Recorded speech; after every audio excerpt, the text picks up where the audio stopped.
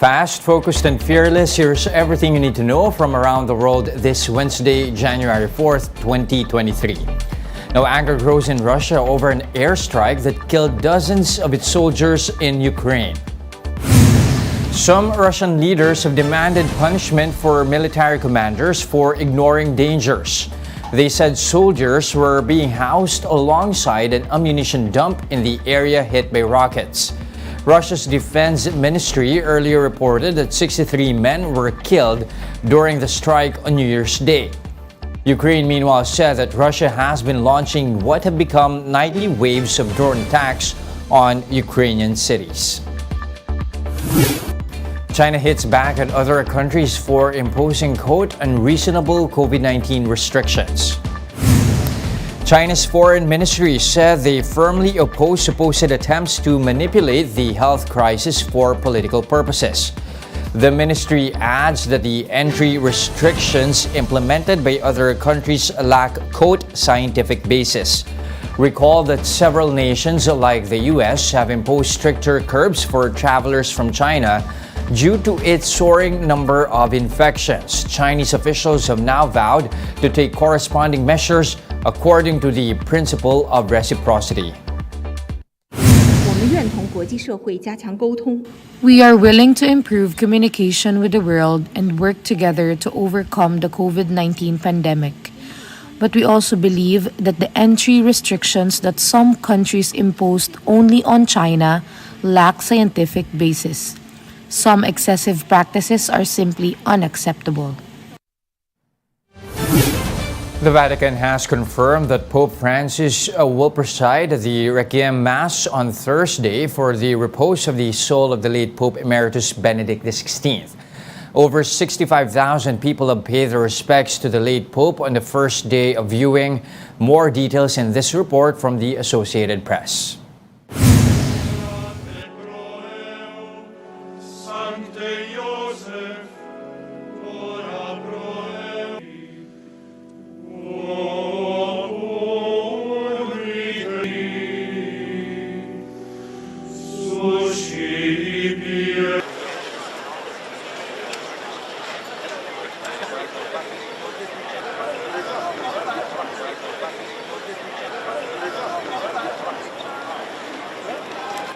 Er ist ein deutscher Papst und ich komme aus Deutschland und ich bin hier aus Dankbarkeit auch. Dankbarkeit und Liebe, um ja auch für ihn zu beten und eben einmal noch sehen zu dürfen.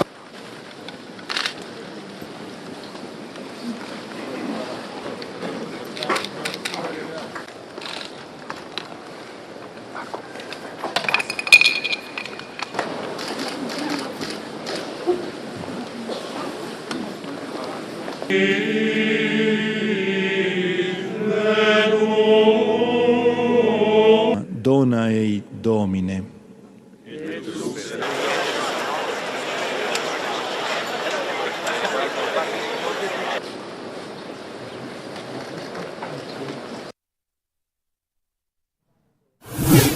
We'll be back with more stories after this break. Keep it here on One News Now.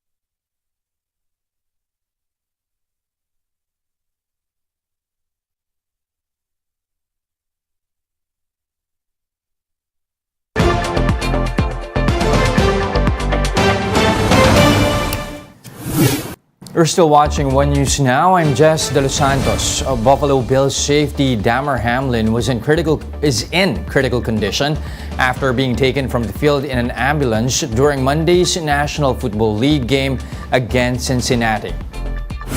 The 24-year-old fell on his back during the game. This after briefly getting back on his feet following what appeared to be a routine tackle on the Bengals' T. Higgins with 5:58 remaining in the first quarter. The game was halted as medical staff quickly attended to him while players from both teams took a knee. The NFL later announced the game had been postponed. Fans of both the Buffalo Bills and the Cincinnati Bengals say they're praying for Hamlin's quick recovery. Life's more important than a game, and people are more important than a game, and it just happened. I hope he's okay. I know his mom is here, and Buffalo's praying for him, and whatever you believe in, good vibes and positive energy towards them, and hopefully he's okay. I mean, yeah, they need to care more about player safety. They say they care about player safety, but they really mean that. Okay. And tonight they showed that they care about it, but it's just why does that happen? Why does that happen? So Yeah. it's a big thing, but the game should go on. Actor Jeremy Renner, who played Hawkeye in the Marvel Avengers movies, underwent surgery after he suffered a traumatic injury while plowing snow. Renner's publicist revealed that Renner was rushed to the intensive care unit after he sustained blunt chest trauma and orthopedic injuries in the accident. Renner's publicist confirms that he is now in stable condition. She says Renner's family would like to express their gratitude to the health workers and authorities who looked after him, as well as to his fans for the outpour of love and support. Here are the other headlines we're keeping our eyes on. South Korea's antitrust regulator said it would impose a $2.23 million fine on Tesla for failing to tell its customers about the shorter driving range of its electric vehicles in low temperatures. The Korea Fair Trade Commission says the penalty comes after false, exaggerated, and deceptive advertisements on driving ranges, performance of superchargers, and reduction in fuel costs for its electric vehicles. Ultranationalist Israeli National Security Minister Itamar Ben-Gvir visited a Flashpoint Jerusalem holy site for the first time since taking office last week. The visit is seen by Palestinians as a provocation. And Alice in Borderland star Yuzuru Usagi announced that she is currently pregnant with her first child and is set to marry singer Ryota Katayose. The two Japanese celebrities jointly shared the news on their respective social media accounts. And those are the top stories of the hour. Join us again at 7:30 a.m. as we continue to monitor the day's biggest stories. You can also catch One News on Signal Play. Register an account now at signalplay.com.ph so you can stream One News live anytime, anywhere. I'm Jess De Los Santos. We are One News, all sides, all the time.